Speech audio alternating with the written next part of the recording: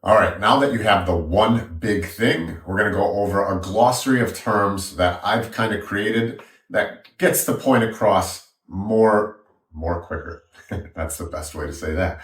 Now, that gets the point across a little bit sharper. I try to make sure that I sharpen my words and how I teach so you can get the point and not be too talkative in this, right?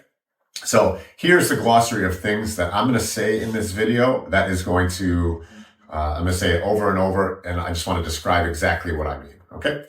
So first, compression, not extension. So when we get to the submissions part of this video, we're going to talk about compression. Any strangle that you do, and I do mean any strangle, is better when you compress and not pull up or pull out.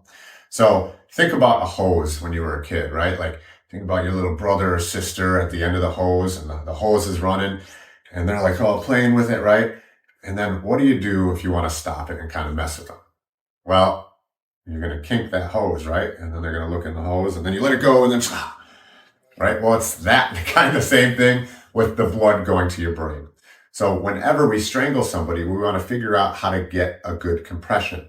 When we're going with the one thing and that armpit on the back of the head, even when we're not trying to strangle them, I'm trying to take that chin and compress it all the way down to the collarbone. So at no point am I trying to lift or use arms. Everything is going to be compression, not extension. Next, elbows home. For those of you that have my other videos, and for those of you that have taken classes from me, you know what elbows home means. But for those of you that haven't, elbows home mean elbows to my side at my ribs.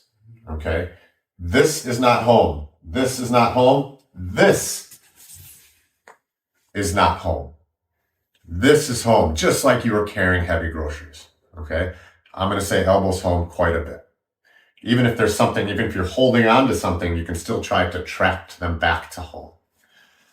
Okay. Weight distribution.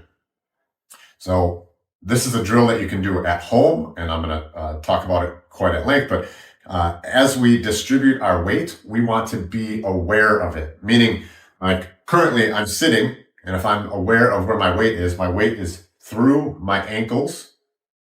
My shoulders are above my diaphragm, a diaphragm above my hips, and I can see that it's just like a nail going down. If I were to lay flat like this, okay, now it's kind of spread all over. Now I'm putting it into my right shoulder. Now it's in my hands and in my feet. Now it's more in my feet. And I know this sounds like kind of weird to think about, but the way that you distribute your weight really matters in jiu-jitsu as a whole, and it's going to matter in what we do here. The direction that you use that weight matters as well. So let's take my wrist as an example. Actually, we'll get into that in a second. Whenever we're doing a submission, and I yell this to my guys all the time in competition, and it's attach with your legs, attach with your arms, break with your hips. That's pretty self-explanatory, but whenever we're going for a submission, we want to pin or kill rotation. Pin equals kill rotation. And we want to attach with our legs, attach with the arms, break with our hips. Feet on the ground or on your opponent. Many people do this, and their biggest problem, this armpit on the back, head front headlock, and they just kind of have their legs hanging out and their feet not doing anything. It's really important that you have your feet on the ground or on your opponent, basically at all times. There is kipping, and that's the only exception. And of course, if I ever say always or never, that means that I'm probably wrong. If anybody says always or never, that means they're probably wrong. But for the most part, feet on the ground on your opponent. Posture. Okay, posture, what is good posture changes based on the scenario, right? Like I'm trying to sit in good posture while I'm talking to you with my diaphragm up. I can take deep breaths in. I can project my voice, right? But a good posture, if I was getting strangled, probably wouldn't be this, right? I wouldn't just be with my neck up and be like, here you go, just get under there, right? Posture changes. So if I'm trying to not get wrist locked, maybe my wrist is just, if they're trying to wrist lock me this way, maybe it's just tilted this way, right? And the farther that the posture gets broken down of where my wrist would want to be, that becomes a problem. It's the same with your neck.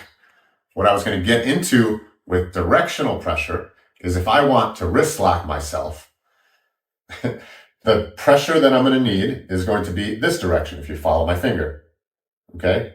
After that happens, now it's changing. Now it's changing. Now it's changing. Now it's 90 degrees of where it was. Understanding that directional pressure is going to be key in doing this. Okay? Of course, the tablet went out that I'm forgetting about that. That's okay. I believe that was it. And if not, we're going to hear another. I think that was it for Glossary. It's funny how life works out, but I like that take, so we're going to keep it.